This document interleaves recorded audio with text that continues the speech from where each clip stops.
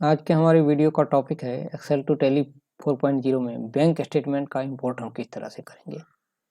इससे पहले वाली वीडियो में मैंने आपको बताया था कि पेमेंट का एक बार में एंट्री कैसे होगा और रिसिप्ट का एक बार में एंट्री कैसे होगा। लेकिन आज का जो हमारा वीडियो है बैंक स्टेटमेंट से रिलेटेड, जिसमें हम एक साथ आपको बताएंगे पेमेंट का, कॉन्ट्रा का और रिसिप्ट का, ये तीनों का एक साथ, यानी कि टोटल बैंक का एक ही बार में आप एंट्री अपने टैली प्राइम 4.0 में किस तरह से एक्सेल से करेंगे और किस तरह से आप उसे सिंगल एंट्री मोड में रखेंगे।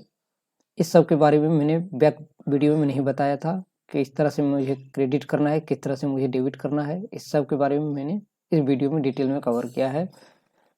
और अगर आपको सिंगल पेमेंट का एक साथ और रिसिप्ट का एक साथ इस तरह एंट्री करना है तो इससे रिलेटेड वीडियो भी मैंने अपलोड कर दिया है इस चैनल पे। आप यहाँ से आकर के देख सकते हैं।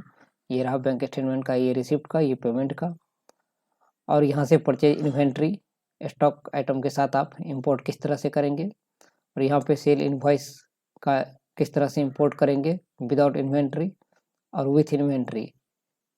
इससे रिलेटेड मैंने वीडियो अपलोड कर दिया है। यहाँ से आप जा कर के लेजर कैसे इंपोर्ट करेंगे और यहाँ से आप सैलरी शीट से रिलेटेड इंपोर्ट कैसे करेंगे, A to Z के बारे में मैंने यहाँ पे आपको बताया हुआ है। स्टॉक का किस तरह से इंपोर्ट करेंगे इसके बारे में मैंने डिटेल में बताया है। तो टैली प्राइम 4.0 से रिलेटेड जितना भी वीडियो है वो सब कुछ मैंने यहाँ पे अपलोड कर दिया है। किस तरह से आप उसे डाउनलोड करेंगे, रिटर्न फाइलिंग के लिए 3.0 में जनरेट कैसे करेंगे JSON फाइल, RCM लीगल पे और GTA पे किस तरह से लगता है, ITC क्लेम 3V86B के बारे में यहाँ पे 37A के और 17 पॉइंट, इस सब के बारे में मैंने डिटेल में यहाँ पे बताया है। अगर टैली प्राइम 3.0 में आपका मिसमैच कर रहा है नेचर ऑफ ट्रांजैक्शन या प्लेस ऑफ सप्लाई, तो यहाँ से आप वीडियो जा कर के देख सकते हैं। तो अब हम आ जाते हैं फिर से यहाँ पर टैली प्राइम 4 में। और आज का जो मैंने वीडियो यहाँ पे बनाया है इसमें मैं आपको बताऊंगा कि किस तरह से इसका पहले मैपिंग करेंगे। तो इसके लिए आपको सबसे पहले यहाँ पे आ जाना है और यहाँ इंपोर्ट वाले ऑप्शन में जाना है, अब मैनेज में जाना है। उसके बाद यहाँ से आप आ जाएंगे, दो ऑप्शन है यहाँ पर आप देख सकते हैं, सैंपल फाइल और मैपिंग। अगर आपको सैंपल एक्सेल फाइल डाउनलोड करना है तो अगर मास्टर से रिलेटेड यानी कि स्टॉक आइटम या लेजर से रिलेटेड इंपोर्ट करना है तो ये वाला ऑप्शन, और ट्रांजैक्शन से रिलेटेड ये वाला ऑप्शन आपको चूज करना है। अगर आप ट्रांजैक्शन से रिलेटेड इंपोर्ट करना चाहते हैं तो इस पर आप क्लिक करेंगे और यहाँ से कॉन्फ़िगरेशन में पहले चले जाएंगे। कॉन्फ़िगरेशन में जाने के बाद एक्सपोर्ट फाइल फॉर्मेट, यहाँ से आप चूज कर लेंगे आपको जो भी इंपोर्ट करना है जिससे रिलेटेड वो ऑप्शन आप चूज कर लीजिए। यहाँ से रिसिप्ट, पेमेंट, जो भी डेबिट, क्रेडिट, कॉन्ट्रा या all voucher, payroll accounting, all accounting related जो भी, तो ऑल अकाउंटिंग रिलेटेड पे हम चलेंगे। और यहाँ से आप एक्सेल फाइल सेलेक्ट रहेगा, ये ड्राइव सेलेक्ट रहेगा, और ये जहाँ पे आप सेव करना चाहते हैं वो यहाँ से सेलेक्ट कर लेंगे। सेलेक्ट टू ड्राइव में जाइएगा और डेस्कटॉप पे या जहाँ भी आप रखना चाहते हैं उसे आप सेव कर लेंगे। और यहाँ से आप नाम चेंज कर सकते हैं। मान के चलिए मुझे बैंक इंपोर्ट फाइल बनाना है इस तरह से, तो यहाँ से आप फाइल का नाम दे सकते हैं, बैंक स्टेटमेंट इंपोर्ट, ये फाइल का नाम आप रख सकते हैं। और उसके बाद नीचे आकर के इसे आप कंट्रोल से सेव कर लेंगे या एंटर करेंगे तो सेव हो जाएगी। इस तरह से आप अपना एक सिंपल फॉर्मेट भी डाउनलोड कर सकते हैं और फिर उसे अपने हिसाब से इस तरह से आप एडजस्ट कर सकते हैं।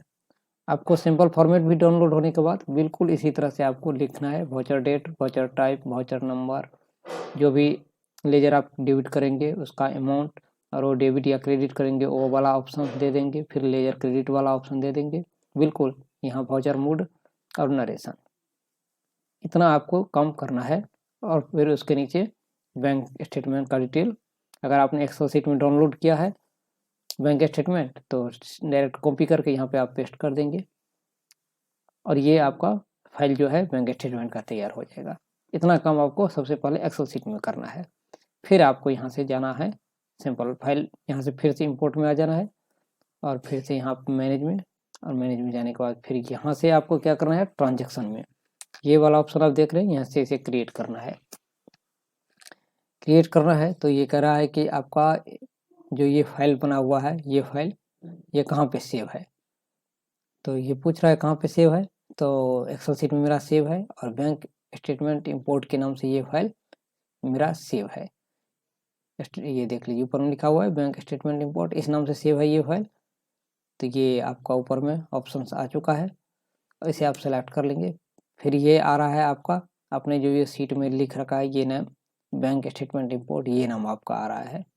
क्योंकि हो सकता है आपके पास ये सीट भी ओपन हो और सीट ओपन हो, तो जिस सीट में आपका डाटा है उस सीट का नाम आपको यहाँ पे शो करेगा। तो वो सीट आप यहाँ से सिलेक्ट कर लेंगे। फिर यहाँ पे जो भी नाम देना है आपको फाइल का, मैपिंग का नाम, तो हम यहाँ पे दे देंगे बैंक इंपोर्ट करके दे देंगे और एंटर। यहाँ पे आपको ऑप्शन है accounting, payment, receipt, sale, purchase, journal, contra. इसके बारे में मैंने बैक वीडियो में भी डिटेल में बताया है, तो वहाँ से भी आप समझ सकते हैं, यहाँ भी आप समझ लीजिए। और ये नीचे इन्वेंट्री से रिलेटेड, और ये ए टू जेड आप देख ही रहे हैं ऑप्शन किस किस चीज़ से रिलेटेड है। तो मुझे फर्स्ट ऑप्शन चूज करना है अकाउंटिंग वाउचर। फिर यहाँ पे आ जाना है। अब यहाँ पे ये सारा ऑप्शन टैली में है, आप देख सकते हैं। शो मोर पे क्लिक कर लीजिए, ये सारा ऑप्शन आपका टैली में है। ओके, और यहाँ पे जो आपके पास एक्सेल में ऑप्शन है ये सारा है। तो ये सारे हेडिंग को आपको टैली में जो ये हेडिंग है इसके साथ मैपिंग करना है, यानी कि मैच करवाना है। जब ये मैच हो जाएगा एक बार, तो आपको लाइफ टाइम के लिए आप निश्चिंत हो जाएंगे। फिर आप कितने भी बार इंपोर्ट कर सकते हैं, हर महीना मैपिंग करने की जरूरत नहीं पड़ेगी। तो यहाँ पे सबसे पहला ऑप्शन मेरे पास क्या है, voucher date, voucher type, voucher number. तो 3 ऑप्शन हम पहले यहाँ से सेलेक्ट करेंगे। वाउचर डेट ये रहा आपका, मैंडेटरी है, लिखा हुआ है मैंडेटरी। 4 ऑप्शन हमेशा मैंडेटरी रहेगा इसमें। वाउचर डेट ये आपका टैली वाला वाउचर डेट यहाँ पे ले लिया। अब कह रहा है आपके एक्सेल में किस नाम से बना हुआ है, तो एक्सेल में भी मेरा वाउचर डेट नाम से ही बना हुआ है। ये रहा वाउचर डेट नाम से बना हुआ है, जो कि यहाँ पे इसने शो कर दिया है।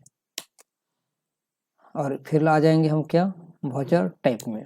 इसमें भी मुझे वाउचर टाइप्स, इसमें फिर वाउचर नंबर, ये रहा आपका वाउचर नंबर। उसके बाद इतना ये सारा हो गया। अब क्या रह गया आपका, ये 3 ऑप्शंस आपका हो गया, 1 2 3 हो गया। अब क्या रह गया है, लास्ट वाला, ये दोनों ऑप्शन भी आप सेलेक्ट कर लेंगे, वाउचर मूड और नरेशन। तो चलिए यहाँ से आ जाते हैं हम नरेशन। नरेशन का ऑप्शन ये रहा, नीचे में होगा कहीं, ये रहा नरेशन, और इसमें आपने लिख रखा है सिर्फ नरेशन। ओके, ये भी हो गया। ये देख लीजिए आपने इसमें नरेशन लिख रखा है ना, नरेशन आ गया। अब आ गया मूड, वाउचर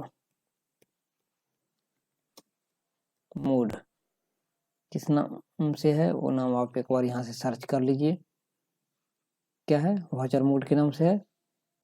तो यहाँ पे मूड टाइप कीजिए, आ गया चेंज मूड, ये रहा वाउचर स्टेटस चेंज मूड, और आपने इसमें लिख रखा है वाउचर मूड। हो गया मैप दोनों। अब आपका काम रह गया है डेबिट और क्रेडिट करना। तो यहाँ पे आपको पता ही है, debit the receiver and credit the giver. तो ये डेबिट वाला ऑप्शन जो है, ये लेजर वाला डेबिट वाला ऑप्शन आप ले लेंगे। यहाँ से हम लेजर में आएंगे, ये लेजर ने मैंडेटरी है, लेना है। और यहाँ ये लेजर डेबिट करेंगे। फिर दूसरा ऑप्शन यहाँ से लेंगे लेजर अमाउंट, फिर यहाँ पे लेजर अमाउंट में ये अमाउंट डेबिट, और यहाँ से फिर एक और ऑप्शन लेंगे लेजर अमाउंट डेबिट या क्रेडिट, तो डेबिट करना है, तो ये डेबिट मुझे करना है। ये वो ऑप्शन हो गया। अब आपका सेकेंडरी काम क्या है, ये आप देख रहे हैं ledger detail for the fixed column. आप जब भी टेली में एंट्री करते हैं तो एक कॉलम आपका फिक्स होता है, जो कि हम आपको अभी बताएंगे। तो उसमें आपको टॉप लेजर सेलेक्ट करना है, पार्टी का नाम या कैश या बैंक जो भी है। तो बैंक लेजर मुझे फर्स्ट में सेलेक्ट करना है। तो लेजर नेम में मुझे क्या देना है, क्रेडिट वाला लेजर, लेजर क्रेडिट। फिर इसका अमाउंट, तो लेजर क्रेडिट अमाउंट है, ये रहा आपका अमाउंट क्रेडिट। और उसके बाद लास्ट में एक और ऑप्शन लेजर अमाउंट डेबिट या क्रेडिट, तो क्रेडिट, ये क्रेडिट वाला। सब कुछ मैंने यहाँ पे ले लिया, जितना भी था 1 2 3 4 5 6 7 8 9 10 11। और आपका हेडिंग कितना है टोटल, 1 2 3 4 5 6 7 8 9 10 11 हो गया टोटल का टोटल मैपिंग। इस हेडिंग को मैंने टैली में जो हेडिंग है उसके साथ मैच करवा लिया है और इसे एक्सेप्ट करके सेव कर देंगे। इसे सेव करने के बाद अब हम लोग चलेंगे इसे इंपोर्ट किस तरह से करेंगे। इंपोर्ट करने के लिए आपको ये सब पूरा फॉर्म फुलफिल करना है जिसके बारे में मैंने डिटेल में बताया है। ये फुलफिल करने के बाद अब हम यहाँ से आ जाएंगे और ये किस मंथ का कर रहे हैं हम, दिसंबर मंथ का 1 तारीख 2 तारीख का हम कर रहे हैं। यहाँ से हम चले जाते हैं और स्टेट बैंक ऑफ इंडिया का लेजर मैंने खोल लिया। ये जनवरी का आ रहा है और मुझे दिसंबर का करना है तो ये दिसंबर वाला मंथ में देख लीजिए अभी पूरी तरह ब्लैंक है। अब हम यहाँ से इंपोर्ट में जाएंगे और ट्रांजैक्शन में आएंगे। एक्सेल सेपरेट शीट, यहाँ से बैंक स्टेटमेंट इंपोर्ट आ चुका है सब कुछ और यहाँ से इसे करेंगे रेडी। देखिए इसमें पेमेंट कॉन्ट्रा रिसीव जो भी है सब आ चुका है।